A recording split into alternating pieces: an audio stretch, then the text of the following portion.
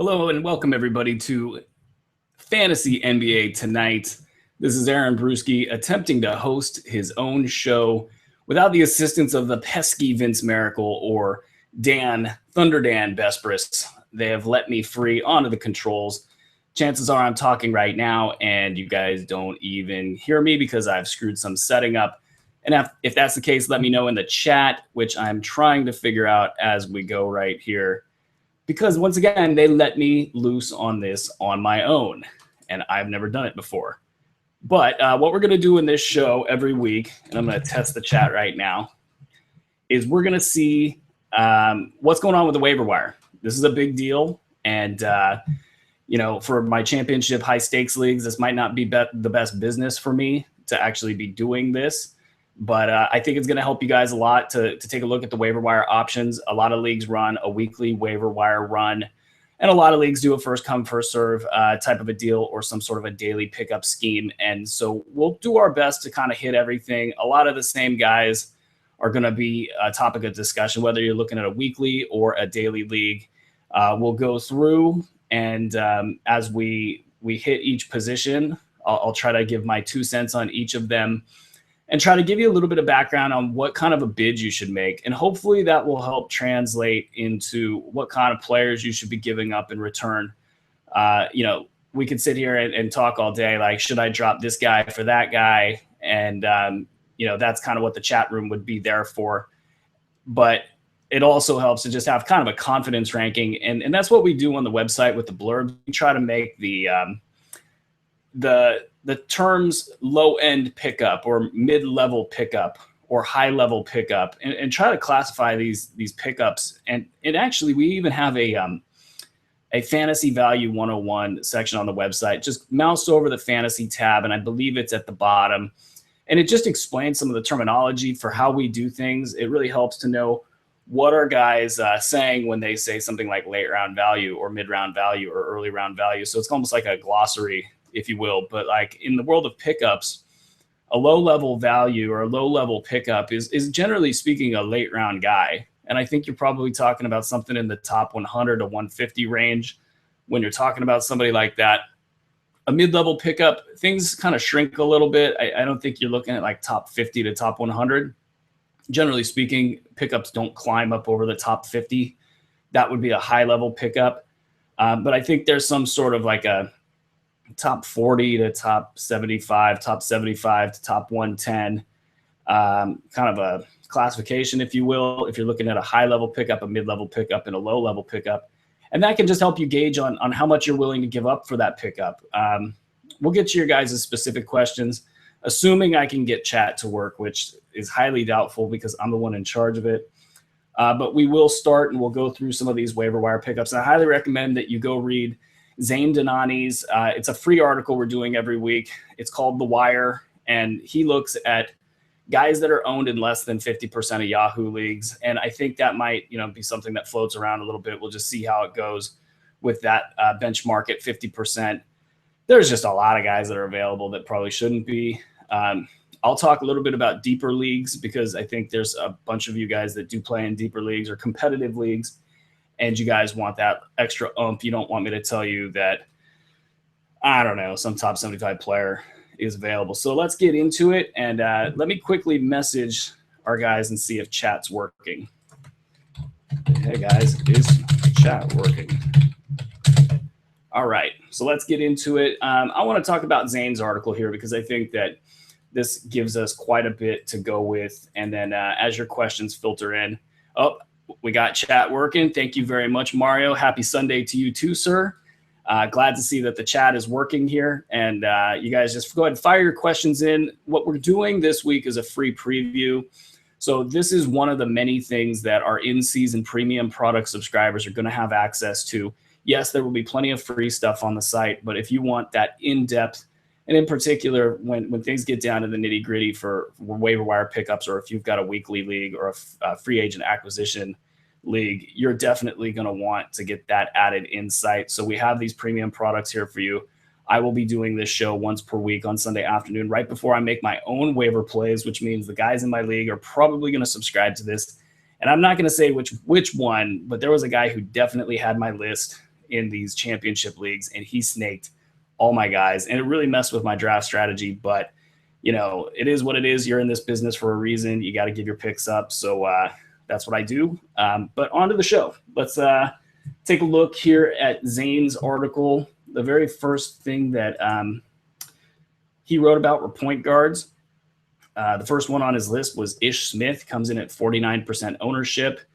And Ish is kind of an obvious pickup. He's probably already been added in most competitive 12-team leagues. I think a lot of people expect more out of Ish than he's going to be able to give. In a standard league, in a 9-cat league where his turnovers really come into play, he's just going to struggle to return that top 150 value. But in an 8-cat league, I think he could be a top 100 guy. And he's definitely somebody that should be owned in all 12-team leagues or 8-cat 12-team leagues.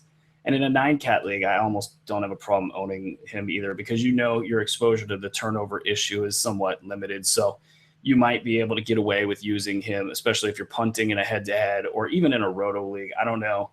Just getting this type of production, the turnovers are bad. He's kept them down recently with just one a game. And that's the thing. You might get lucky with something like that, and you want to almost take a chance on a guy that's productive versus waiting on holding his turnover number against him. Up next, Matthew Dellavedova.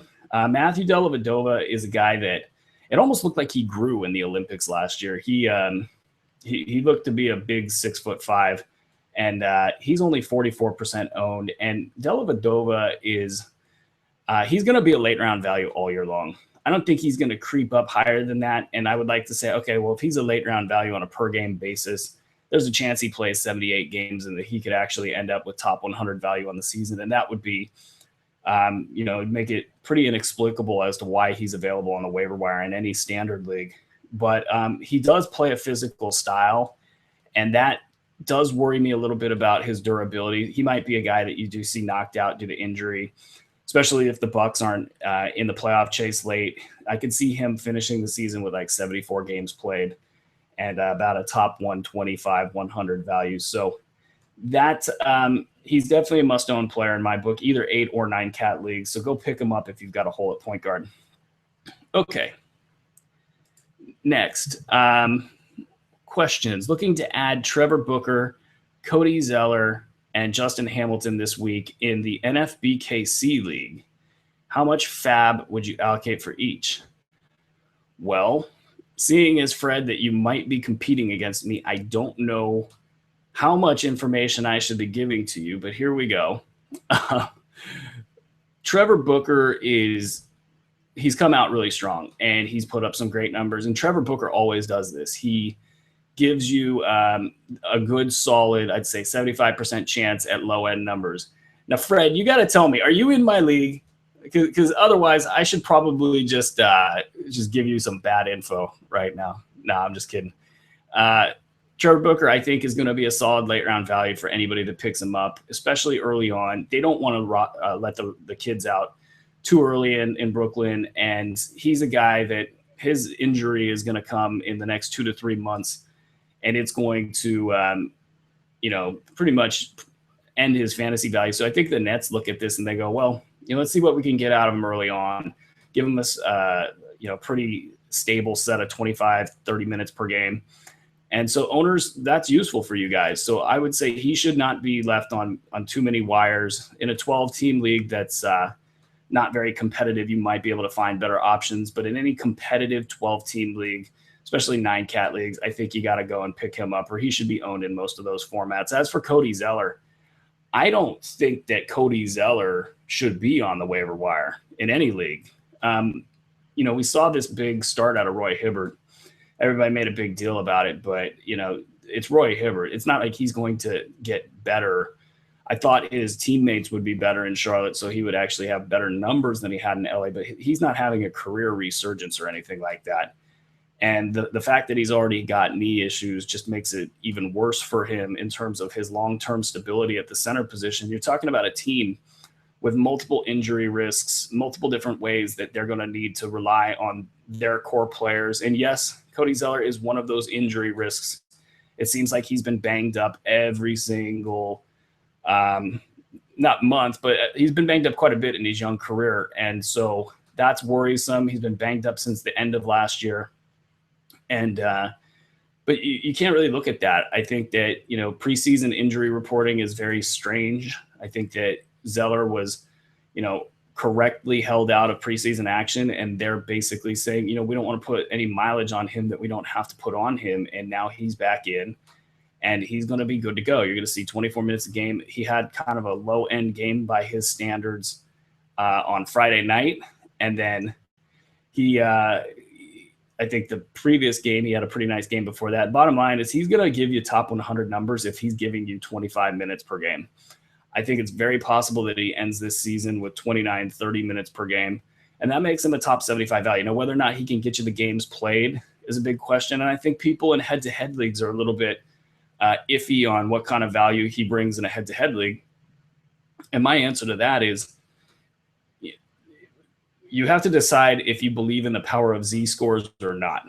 You have to decide if mathematical analysis of these situations matters or not. And people will argue that the percentages don't matter as much. You're not getting as much pop in the counting stat categories, but those percentage categories, they do matter. And so when you normalize all of these, all the production in these categories, these players that have these smaller stat lines, this is where they come out in terms of value. And so if you're looking at these guys kind of the mold of like Otto Porter, I don't know, Solomon Hill is a terrible example because he's been terrible to start the year, but they're not hurting you in categories. And that's almost as good as a player that does hurt you in a category, meaning like, yeah, so what? He doesn't get the big scoring number, but he's not killing your field goal percentage and he's helping you stay afloat in that category. So I don't get down on players because they don't have the big poppy numbers for head to head. The last part of your question is Justin Hamilton. We're going to get a lot of Justin Hamilton questions, and I might just tease that and save that for the center discussion for the end of the show, because Justin Hamilton is a big deal. And, we had him ranked highly in the Bruski 150, and we were like the only ones, and nobody else had him. I want to say Ryan Naus might have had him, and Ryan Naus is one of the best fantasy players in the nation or world, if you will. And that's why he would have him out there. But I didn't see him anywhere. I picked him up everywhere. And we'll talk about him later on in the show. Getting more questions coming in the way. Okay, so how much fab would you allocate for each? Real quick before we leave that question, Trevor Booker, Cody Zeller, and Justin Hamilton, who I'm going to tease. Like Cody Zeller, I would put in a tier higher than Trevor Booker, just simply because Cody has another gear that he can get to in fantasy leagues. If we're using $1,000 fab budget, like you would have in an NFBKC league, I think for either player, I don't know that I want to bet, make this a big bid. I'm a big proponent of a big bid if you like the player, especially early on in the season. And the thinking there is because you got 23 some odd weeks of fantasy basketball action. Your bid early on, if you can get 23 weeks of a player versus your bid at the end of the season when you can get 4 weeks of a player, it's so disproportionate. You want to get that player early and get the benefit of their services. So this does lead to some wild bids early on. And I just don't think that Zeller or Booker is one of those guys. So I think that you would want to make a healthy bid for either guy. I would probably be bidding on Cody Zeller in the ballpark of like 75, maybe 100 to 125 if you really needed him. He is a must-own player. There's some injury risk. That's a pretty big bid in my book. So that's where I would go. And with Trevor Booker, I think I would make a pretty small bid there, go like 30, 40 if I really needed him. And then otherwise let some of the other, players bid their bigger bids. And then you could come in and get him with a smaller bid of around $20, $30, something like that. That's nominal. And then Justin Hamilton, we'll talk about that in a little bit. Okay. Next question. I'm in a standard 9-cat 12-team league. What are your thoughts on Dwayne Dedman? I'm punting assist, focusing on boards, blocks, percentages, and steals. That is from Jamal. Thank you very much, Jamal. Dwayne Dedman, I don't know what he's finished with right here. Let me get a quick score check because that game just ended in Miami.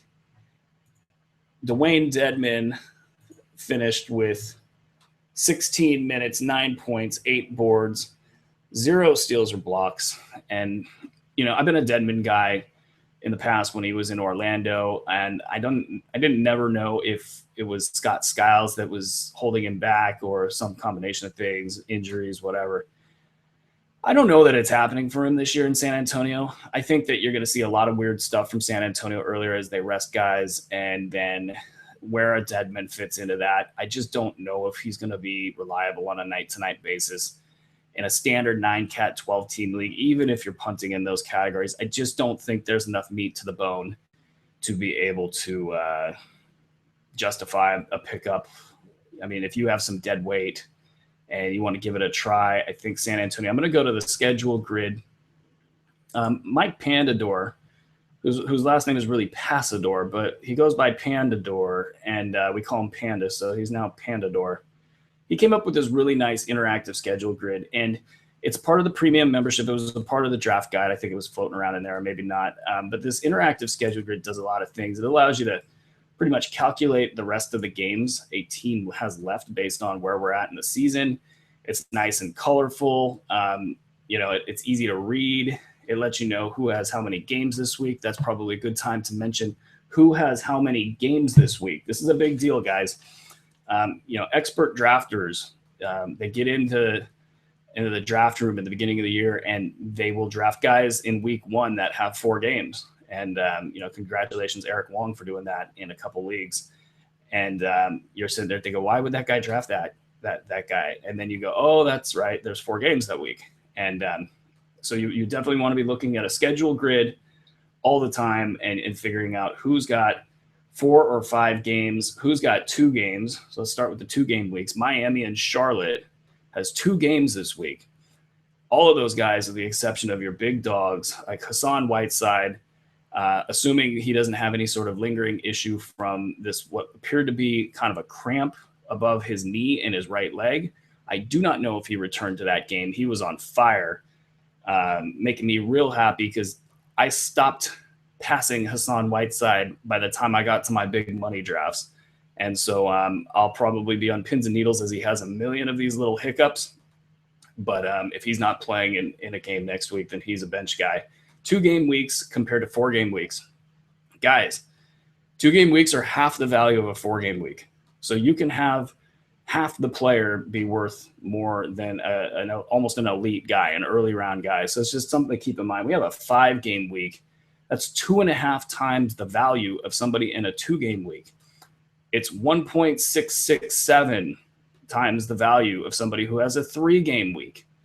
So you have to look at the Sacramento Kings in their 5-game week this week, and you have to look at guys like Ben McLemore. You have to look at the Costa Koufases. You have to look at the Garrett Temples. That doesn't mean you have to add them.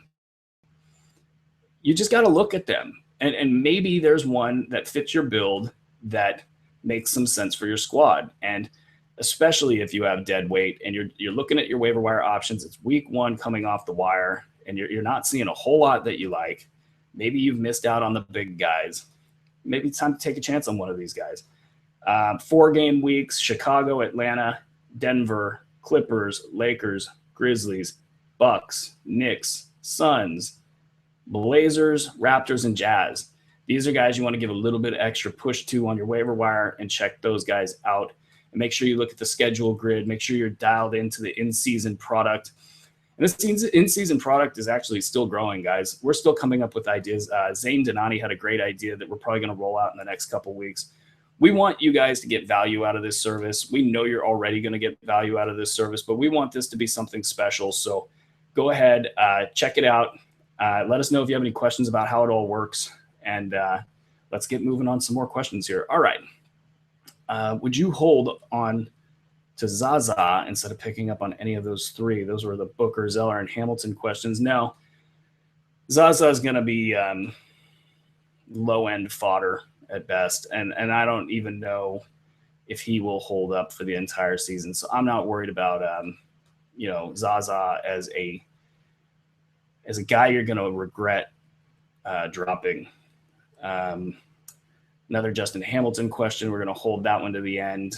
And let's actually talk about some of the point guards here. So going back to Zane's article here, we were talking about Matthew Dellavedova. Then we got Lou Williams.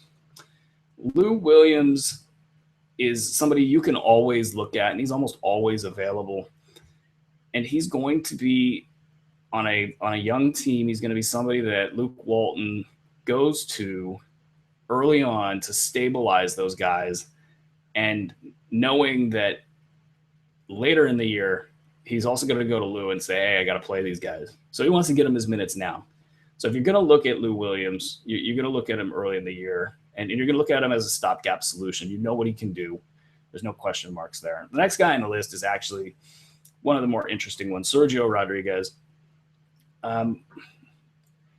It feels like Rodriguez has that job locked down. It feels like, based on the comments that you've heard out of Brett Brown, that there's no question he's going to be the 30-minute per game starter, at least till Jared Bayless returns. What I don't understand is those guys played really bad as a team in their last outing. I mean, you had like 0 for 5 from Gerald Henderson. I want to say 0 for 6 or 1 for 6 from Robert Covington. And that kind of shooting went up and down the lineup. And then Sergio had really good numbers.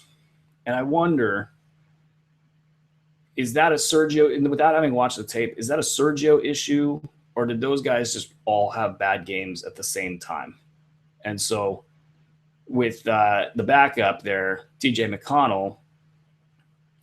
McConnell has his own issues. He's going to have a hard time against any good defenders out there.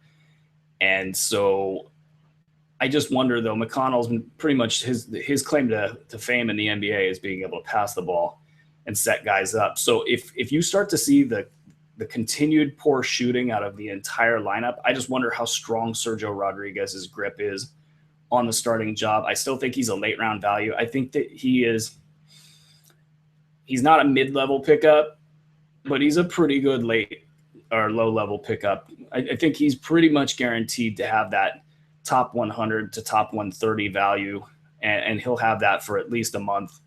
And then Zane in his article is absolutely right. If Bayless returns, there's no guarantee that he's going to outplay Rodriguez and push him to the bench. There's no guarantee at all that he'll stay healthy.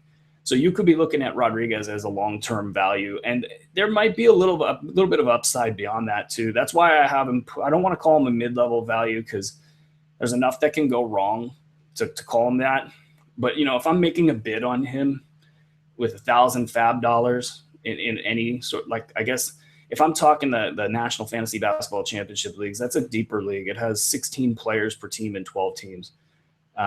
Most leagues that are kind of standard leagues on Yahoo, ESPN, other places like that, they're kind of more like 15 players a team. I've noticed maybe even 14 players a team, something like that. So when I talk about this stuff, I might talk a little bit deeper leagues. You might play in a league that's in an intermediate or even an easy level league, in which case it kind of performs more like a shallow league. So my recommendations might be better suited towards deeper leagues. If I talk about fab dollars, just keep that in mind. But I think with Rodriguez, I would bet, and especially knowing the way that guys bid in these leagues, I bet we see some big bids for him. I bet we see $150 a fab budget, go for Sergio Rodriguez, which means if you want Sergio Rodriguez, you got to think about that stuff. How much is he going to go for? How much are you going to, you have to, here's the thing in fab. If you want to get the guy, it's pretty simple. You got to win the bet. And so it might not make a lot of financial sense, once the dollars are all counted up, but you got to win the guy. So if you're going to get Sergio, I think you're going to have to spend over $100 this week in a fab. Me personally, where I would probably draw the line, say I really need a point guard, I probably would bid 125 and then hope my league mates aren't listening. Patty Mills, 20% owned. Patty Mills.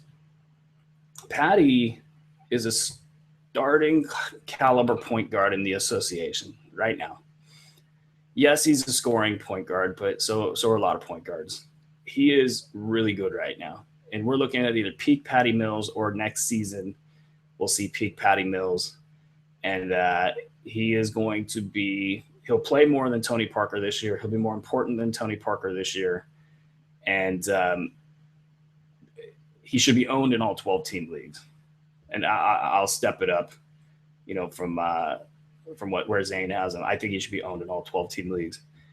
And I don't know that he'll rest as much as everybody else on the team, because I think Popovich knows that Patty might be their most important guard. Manu Ginobili being a close second. So I don't think that Patty Mills should definitely not be owned in just 20% of leagues. He should be owned in more like 75, 80% of leagues. And that'll be the case, once people get hip to what Patty Mills is all about. I think he'll be a late round value. And I don't think that, you should be looking at him as a big bid or anything like that. I mean, he's not going to play more than 24, 25 minutes per game. Popovich has got him slotted into that role, and I don't think he's going to change that. But it's going to be a solid 25 minutes per game. And that will be a solid, if he stays healthy all year, I bet he cracks the top 100. Okay, let's get to some questions here before we move on to shooting guards. Looking for steals, who's out there? I don't have a list of players that get steals in front of me. If I think of somebody, I will let you know. Tim, James asks, what sort of player do you see Dennis Schroeder becoming by the time the season ends? Seeing how he put up 11 assists last game, do you think he'll be consistent in producing high assist numbers? Well, he put up like 3, I think, the game before that. And Schroeder is anything but consistent. That's the reason that he didn't play consistently for Coach Budenholzer the year before. Now, obviously, he's got that job locked up, but Malcolm Delaney is not a bad point guard. So I could see Coach Bud actually, pulling Schroeder back if he feels like he's getting out of his lane and giving Malcolm some additional time. I'm obviously not down on Schroeder overall. I think he'll average more than 30 minutes per game this year, and I think he will be just fine as a fantasy asset. The assist numbers, I think, will get more consistent as the season goes on. I think right now, Paul Millsap, it's his team.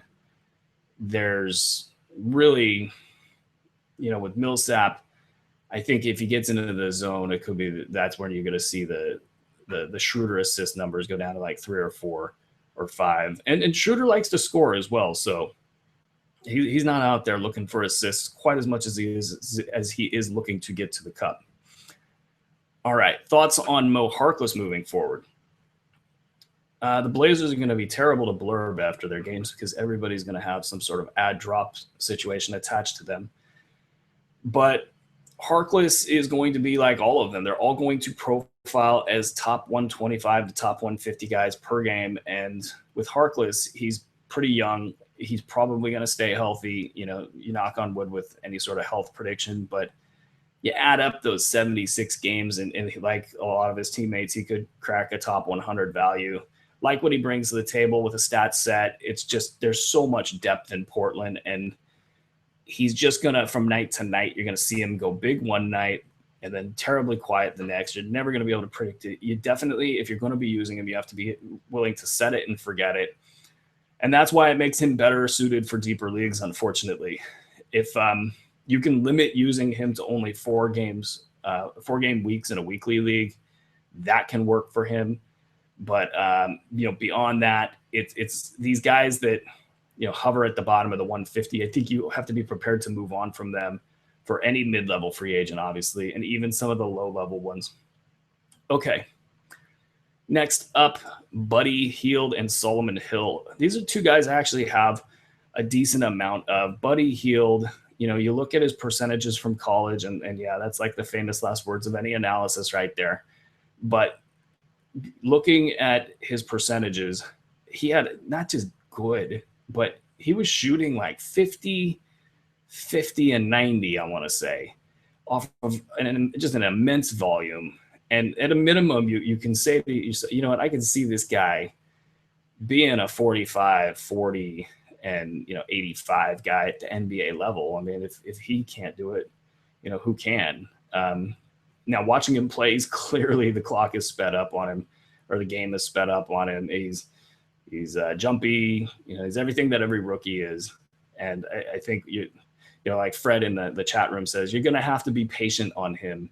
And I have him on my drop list in these deeper leagues. So in these NFBKC leagues, he's on a drop list. I don't know that I'll drop him, but looking at my available options, it's definitely something that's on the table, because you have to ask yourself, what is the value? Let's talk about Trey Lyles here for a second. You have to ask yourself, what if a guy gets 30 minutes per game, what is he going to bring back for you? In the case of Trey Lyles, great player, but he doesn't do anything defensively. So he has to put up pretty big numbers in the points and the rebounds. He's got to hit a bunch of threes. He's got to have good percentages. None of that stuff stands out for him. So I'm like really just like scratching my head. Is like, okay, yeah, I realize the guy had a good summer league, but like 1 out of every 50 good summer league performances translates into NBA level fantasy value. So why is there all this hype out there? And what I found was also weird is, you got this knee issue for Derek Favors, and the hype didn't get like deafening. It was like the hype train just died and it went away. And now, he's probably outside of the top 300 for his first 3 games played, and you don't even hear about the guy. So, yeah, I don't know about that. So Buddy Hield, you look at him and you go, okay, what can Buddy get you in 30 minutes a game? And I think with those percentages, though, he has a shot. So he could probably get you some points, some rebounds, and some assists here. And pardon me for a second, I'm going to tweet this out. I realize that I have not tweeted out the show, and this is something I've been getting busted for, because I never remember to do this. There's too many things going on, guys. So we're going to tweet out the show and make sure that the producers and Thunder Dan Vespris and Vince Miracle, they do not have any more trash that they can talk. All right. So, Buddy Hield, you're looking at him, and if he goes off, I think he's got like a top 75 potential. How long is it going to take him to get to something that's serviceable? And I think when I blurbed him the other night, I said something like, I'm looking for game by game incremental improvement. And I think he gave that in his last outing, but it was very close. And so starting now, I want to see him take a step forward. And then if he has a step back, he can't have that second step back, because he needs to get up to a top 150, top 125. He needs to get into that range where you can actually plug him into a lineup if you need him, because top 75 upside is not worth waiting around for. It's the whole Aaron Gordon thing from last year. When he was on, he was giving you like top 75 value. And if you hold him all year long, unless you're in a playoff league, if you hold him all year long to get that top 75 value, that's stupid. I mean, it's like absolutely stupid. And so, again, you just have to measure this stuff out. If you can get these guys to the top 150 range so they can play in your lineups during 4-game weeks, I think that the rationale starts to get really wise for a stash. Solomon Hill, I don't know what to make of Solomon Hill. I mean, I know he's new, and sometimes new guys will back off, and he's clearly a guy that hasn't been a big offensive guy or a big popcorn stat guy or counting stat guy. He's gotten a lot worse. But even his line the other night, it was pretty funny. It was like 6 points, 4 boards, but he got, I think, steals. I think he money counting stats, and that's fine. That's actually really good. And that's an example of these guys with low volume that he'll probably creep to like a top 160, 70 type of an outing with that type of a game. So you can see if he could just tweak it a little bit and get some bigger numbers, then yeah, that could actually work out. I also see Alvin Gentry doing some really strange stuff with the rotations. He's not playing Terrence Jones at all, and he's playing Alexis Ajinça and Omer Ashik. You got to wonder how much that's going to last. I know he wants to protect Anthony Davis, but at some point in time, those guys just can't see a basketball floor. So once things get out of this early zone, I wouldn't be surprised if Solo Jones is putting up top 125 value. And then if he can ever do anything at all offensively, then he's got a lot of upside. I mean, he's at the absolute bottom in terms of usage and what a player can do when they have that many minutes on the floor. So if anything ever changes, then you're looking at a guy who could be much better than that. Do you drop him right now? I think it's something that's on the table, because right now he profiles a lot like a low upside guy, and low upside guys are guys that you want to drop for high upside guys. Okay. Next question here. Andre Roberson is a guy I'm looking at for steals. Andre Roberson, I don't know if he's on. Let's see if let's get into some shooting guards here. From Zane's article, Bojan Bogdanovic. He finally had a good game the other night. I think he went 26 and 8 with about 4 threes. And here's the problem with Bojan. He is going to be a top 150 guy. He does not do anything other than score, hit threes, and then he'll have one other category that he's good in on a good night, and that's usually the rebounds, I think. He's going to be tough to rely on. I think if you need three-point shooting for your head-to-head team in a 12-team format, give him a look. But it's like even in 9-cat leagues, he's going to handle the ball so much that's not going to be – typically a shooting guard will be better in a 9-cat league. But because of the way the Nets are set up, he's going to handle quite a bit. But I will say this, he will probably be their number one scorer by the end of the year. And that's the thing with him that, you don't get as down on him as you would some other players, because there is a potential that he actually, takes like, instead of one step forward this year, he takes like 2 to 3 steps forward, because he has that sort of number one scoring potential, and then he will be around the ball more. So maybe he'll get an uptick in assists. Maybe he will have that uptick in boards just because he's so close to the action and so forth. Alan Crabb.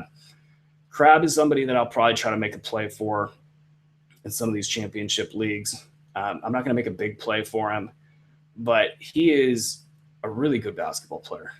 And so he is going to be undervalued. I think of the Blazers bunch, he's going to be the one that's just a cut above guys like Mo Harkless, Al-Farouq Aminu, and so forth. Just that wing crew that's going to be fighting for those minutes.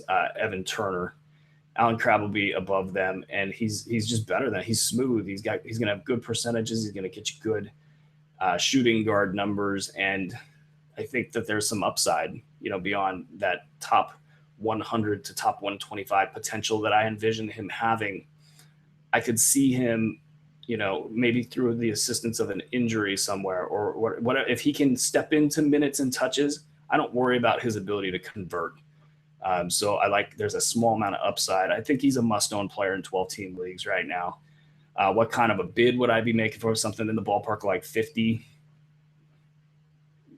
not 75, but like 50 of 1,000 fab dollars. What else do we got here?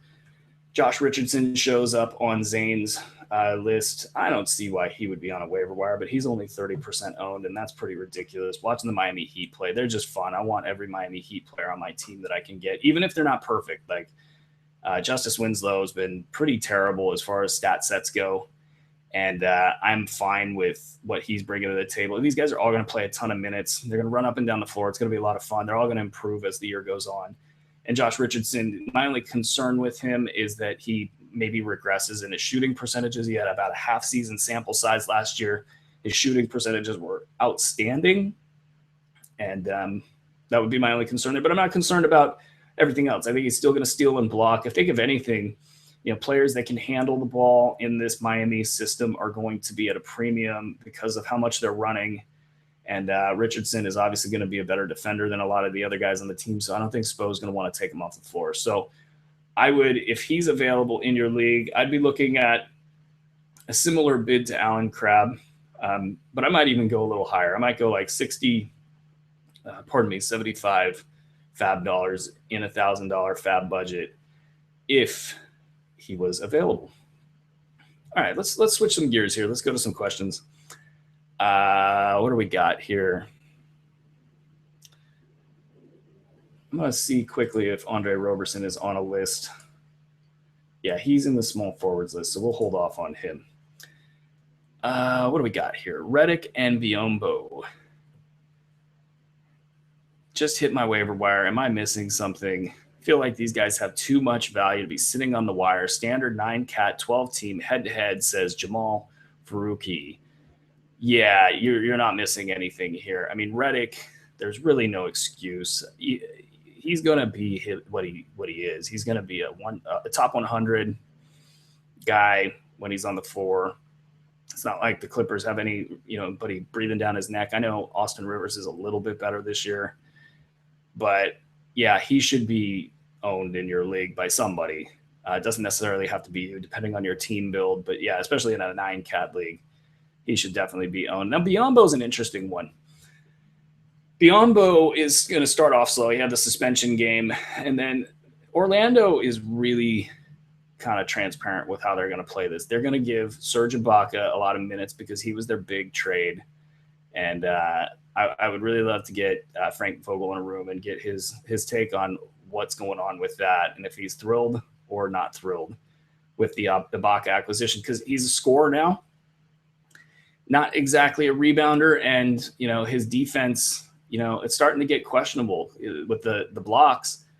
If you're a big-time rim protector, you're bringing something to the table. I don't know that he's a big-time rim protector anymore. So this instinct to jump at everything he sees, he needs to convert on those. And if he's not converting on those, he's better off being a position defender and going for charges and things like that. So I don't know. I'll just be interested to see how that plays out. I mean, people that bet big on Ibaka this year are going to be hurting. I couldn't really believe it's like, if you're a fantasy analyst, what are you doing recommending early round upside for Serge Ibaka? I mean, the stat set's pretty clear. You can't do that to your readers. I don't understand that. But anyway, the Nick Vucevic thing is the other part of this equation. Is he's a guy that's on the trade block, and you have Bismack Biyombo in the fold. And if you bring Serge and Bismack together, that actually makes a little bit more sense as a pairing. That's pretty stout defensively overall. Vooch being, I guess, showcased, if you will. I think you're going to see a lot of him and a lot of Ibaka and a lot of 20-minute nights for Bismack Biyombo. So he's a stash. And what we do know about Bismack is if he gets the 25 or the 30 minutes, he has the capability of putting up some really special rebounding numbers, some really special block numbers. And I'm stashing him, and I've got him on a drop list or two, but I don't want to drop him. I mean, you kind of like, if he can just get you through these first few months, Ibaka is not exactly a spring chicken in terms of health. Neither is Vucevic. I just feel like he's going to find a way, especially with that big contract, to get to the 25 minutes. And I think at 25 minutes now he's got that. It's kind of the low high thing that you look for in a stash. Is a low end right now something that you can use? Because if it is, it's a no brainer to stash him. If he gets to 30 minutes, if he gets to 35 minutes, is he giving you top 50, top 60 value?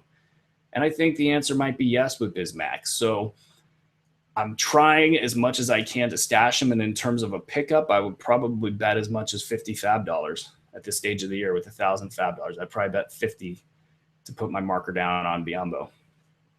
Okay, let's get through some shooting guards here. We'll get back to the questions in a second. Etuan Moore. With the Pelicans losing Eric Gordon in the offseason. Oh, I'm just reading Zane's article. You could go there and read Zane's article yourself. Etuan Moore. I'm not a big Etuan Moore guy in fantasy leagues this year because we saw what he did in Chicago. He needed about 30 minutes per game to be a late round value. And I think there's too much ambiguity in New Orleans right now to be able to really aggressively go after it. This is a guy I would bid $1 if I needed help in my backcourt. And this is probably the time to do it. I mean, Drew Holiday's out. Buddy Hield is struggling. Tim Frazier was balling until he found himself up against the Spurs. I think Frazier is going to have a hard time against good defenses. He's an interesting kind of slight of build, quick guy, a lot of talent. But teams, I think, with good defensive schemes are going to be able to shut him down. Tyler Johnson shows up. I'm actually going to pause the show here for a second. Sponsored by nobody. Okay. Tyler Johnson shows up on Zane's list, and this is really ridiculous. He's 26% owned. I don't know if you're watching the Heat or not, but they're relying on him heavily. And he is going to – I mean, we had him, I think, at top 80 in the Bruski 150. He's just going to get more and more responsibility. He's going to be – the backup point guard, so he's going to be around the ball a lot. He's like a lot of these guys. As long as the stat set cooperates, you want him on your team because they're going to get minutes. The only guy who's not cooperating is Dion Waiters. We'll do a Dion Waiters check real quick in tonight's game. Waiters goes 9 points, 2 boards, 3 assists, 1 steal, 1 block, 2 threes. So not bad. I've been watching Dion Waiters. I think that he's actually, I know he's taken a step forward basketball wise, and I know that he has shown flashes already this season of maybe breaking the mold with his stat set. So I would be putting him on this list. I know Zane only has 5 slots, but I'd have him on this list, and I'd have him probably underneath, and that's one more. But I'd probably also gamble on him just because it would be more fun. You know, the Miami team wants to run a little bit. And then Tyler Johnson, he had a quiet night, 12 points, 3 assists, no threes, no money counting stats.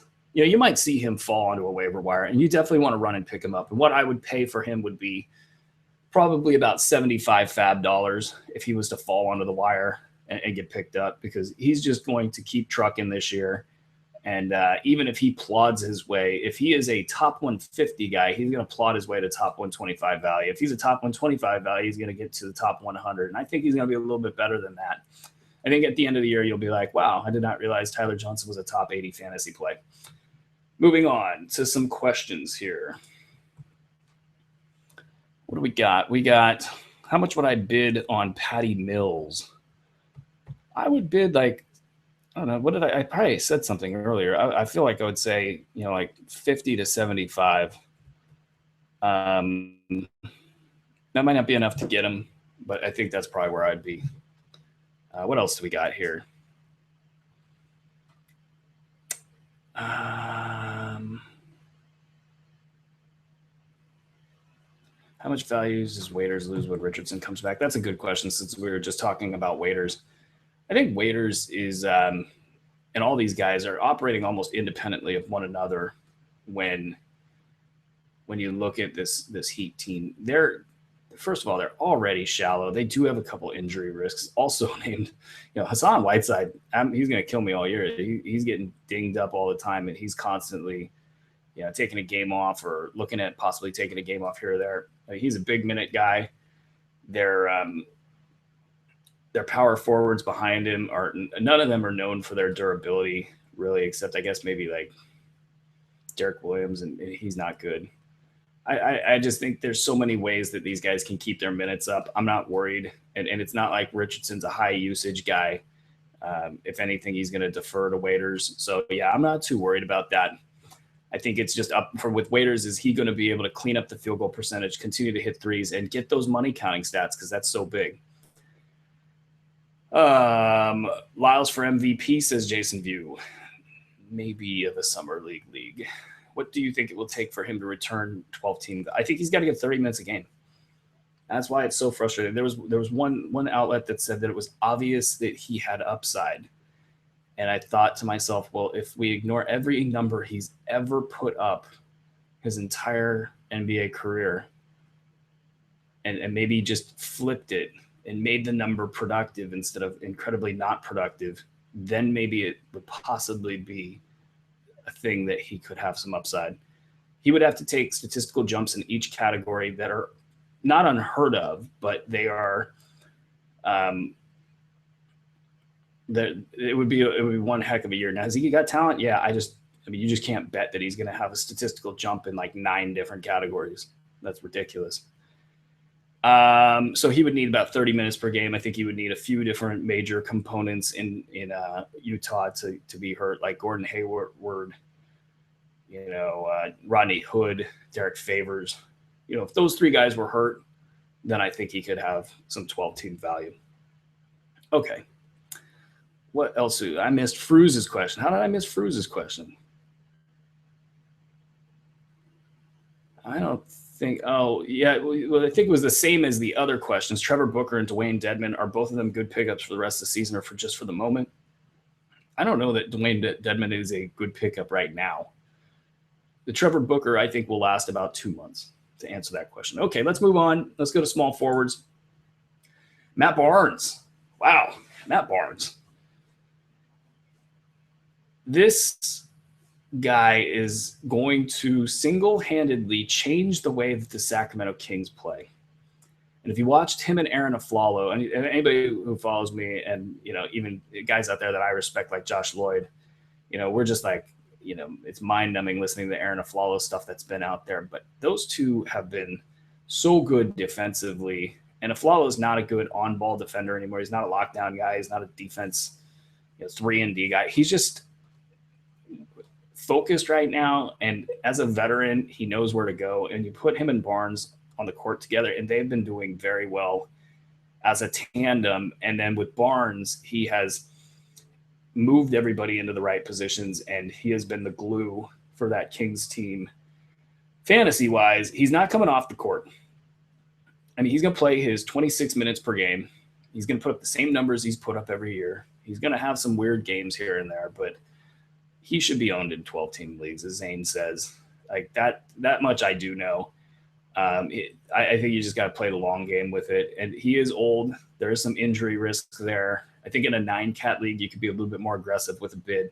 But I think he's going to come cheap. I think you can get Barnes for a song right now. On a bid, I probably wouldn't bid more than $20, thinking, you know what? If I get him, great. If not, I'll look to the next guy. The next guy on the list, speaking of the next guy, is Andre Roberson. To start, I think his first game he had like all zeros or something, but he looked great in the playoffs. Like he was ready to take a next step and not just be a complete negative, cutting to the hoop, showing some passing ability, showing a little bit of finishing ability. And, he's obviously a great athlete. The appeal here is the money counting stats. And then if he can give you anything else after that, then that's just icing on top of the cake. I think I put him at like the top 125 in the Bruski 150. That makes him a deep league guy if he sticks to that valuation. So I don't know that I'm going to send all of you guys to the wire in a 12-team league and say, definitely grab this guy. But as far as like a 14-team league, or if your player pool starts to near about 200 players with an advantage in 9-cat leagues, I might add, I think that he's definitely worth a look. So check him out, especially if you need money counting stats. What else we got here? Mo Harkless. I think we talked about him. Tim Hardaway Jr. I'm not going to tell you guys to go get Tim Hardaway Jr. If he's helping you in, his proficient categories, you got to look. It's kind of like Doug McDermott, who's the next guy on this list. I'm not going to tell you guys ever to grab either of those guys. I know that the Hawks are very high on Tim Hardaway Jr., but they have to get proficient in other stat categories. If he's helping you in points and threes, he's hurting you in 7 other categories. He might have had the best stat line that he'll ever have in his career the other night. I'm not going to even entertain the idea of you guys going out and getting Doug McDermott. Next. Okay. Looks like we got some power forward discussion. Justin Hamilton, 20% owned. What is going on with Justin Hamilton and why the hype? And what? I mean, hoop ball's been buzzing. I had him at top 125 in the Bruski 150. You want to rank guys like this higher, but you just cannot, in good faith, project that they're going to get 29 minutes per game or 32 minutes per game. But if there's a guy out there who could get that type of run on this team, it's Justin Hamilton. So what's he going to get if he gets that type of run? He's going to be top 50 value if he gets that kind of run. He gets steals, he gets blocks, he shoots good percentages, he hits the three. And he doesn't rebound a ton, but it's not like he's terrible with boards.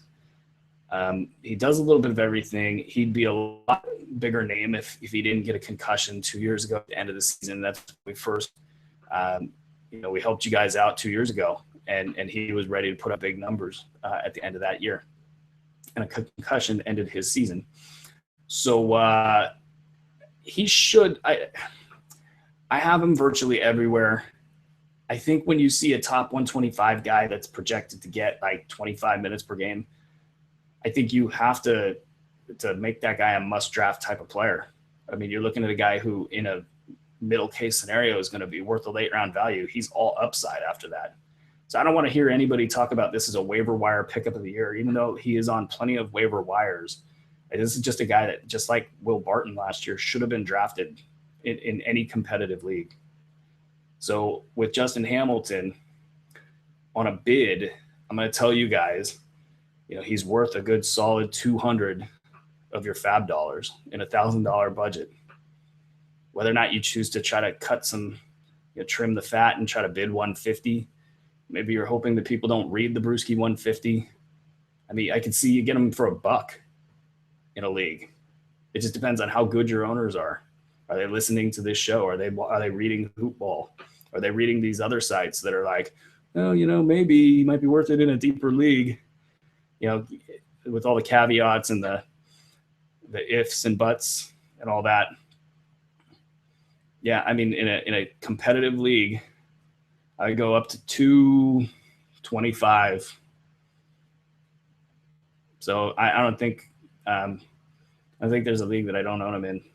So I think I'm pretty safe in saying what I would bid, which sucks because I should probably, I'm going to tell you guys everything anyway. And I'm not kidding. In the Bruski, in these championship leagues, the Bruski 150 was held against me, and it was terrible.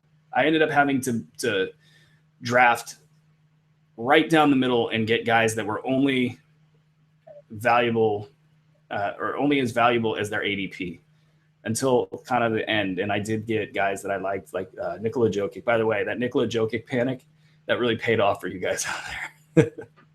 Sorry, I got to get my digs in when I can. Let's get to a question here. Chance Matt Barnes misses some games in week 2 due to his lingering rib injury. No, I don't think so. I mean, here's the thing with the Kings.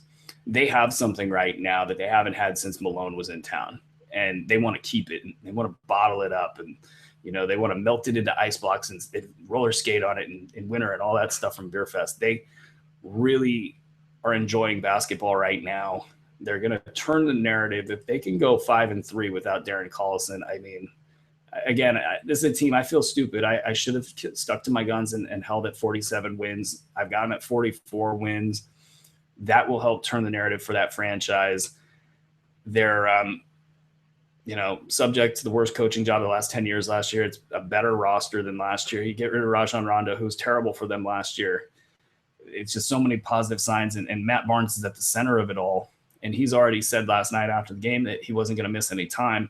The only way he misses time in this 5-game stretch is if somebody punches him in the ribs or like elbows him very hard, and then it becomes actually physically impossible to play, because otherwise he's having too much fun and the connection there between him and his teammates is too strong. He'll be on that court no matter what. So yeah, get him in your lineup. Pick him up, add him. I mean, during a 5-game week, back to the whole 5-game week thing, there's no excuse for Matt Barnes being on the waiver wire this week. He has to be owned. Maybe that should actually, maybe we should revisit that and say you might want to up your fab bids, to like 50 would probably be a strong fab bid, or even like 75 to even maybe like 80, 85 if you were in a competitive league and you wanted to just nail down this 5-game week and then make sure you had this low-end player going forward. Another question comes in. Do you think Josh Richardson takes away from Justice Winslow? He had a good game tonight. I think that Richardson might take a tiny bit from him, but not enough to worry about. I think, again, all of these players operate independently of one another. I think there's enough minutes and touches to go around. We're coming up on the end of the show here, and I've got to make my fab bids at 7:00 my time here. So I only have 31 minutes to do so. So as much as I would love to hang out with you guys, I need at least 10 minutes to look at my stuff and make sure that I get my stuff in. So we'll just do lightning round on the rest of these guys here. Trevor Booker, we've covered. Michael Green, I'm not telling you guys to go out and get him. I think that at 30 minutes a game, he might be a late round value. I'm probably pretty sure he will be like top 125 to top 150. I just don't think that you should be wasting your time there. John Lure at 4% owned. He's already having good games, folks. There's just not enough minutes there in Detroit. John Lure, everybody fell asleep on John Lure. Earl Watson just completely buried that guy for no reason. Who knows what Earl Watson is doing in Phoenix half the time. John Lure is, if he ever gets freed, you guys need to be all over him. Frank Kaminsky, in a deeper league, you could start to take a chance on him, because if he becomes the last guy standing, he could actually probably crack the top 125. So in a 14 to 16 team league, he's worth a look. Let's look at the centers. Let's get out of here. Cody Zeller, we talked about. Timothy Mozgov. Oh, Mozgov. No, not going to do it. I mean, if you need a center that's starting, you could get him. Just don't pay anything for it. Tyson Chandler, that is. We are not going for Tyson Chandler. I just do not see any reason to pick him up. I think he's going to be like a top 150 value at best, with injury risks and threats to his playing time everywhere. Mike Muscala, I am not a big this year Mike Muscala guy. He has a good stat set for fantasy. They're just a little too crowded up front there. And Dwayne Dedman, we talked about. All right, guys, this is good. I'm hoping for more questions as we go. Check it out every Sunday night at 5:30 my time, Pacific time, 8:30 Eastern time. We're going to do it like this. I think the questions will get a little bit more interesting as far as the fab bids go, because we'll have a little bit more playing time, or probably games played to look at. A lot of this stuff right now is in that don't overreact bucket. And, there's not, I don't think, the plethora of options available on waiver wires. So we're kind of almost dealing like a redraft situation, if you will. So check us out at Hoopball Tweets. I'm Aaron Bruski. You can find me at Aaron, Aaron Bruski. It's free preview week for the in-season membership. We have pickups of the night every night. We're working on something that would probably be considered, like, we're calling it the layup line, things to look at early in the day. We have a schedule grid, interactive, a depth charts that's got a little bit of love built into it. Start sit tool on the way. We've got a lot of stuff. When we get into the DFS stuff, you guys are gonna love what you see there. And the comments in the message board: Sacramento proud, going 81-1. I don't think so, guys, but it's good to be optimistic, I guess. Check out the in-season membership. Check out the Hoopball Fantasy Pros service that gives you questions answered within an hour on an urgent basis and 4 hours on a regular basis. And if you have any questions, hit me up on Twitter. It's been great to be with you guys tonight, and we will see you next week.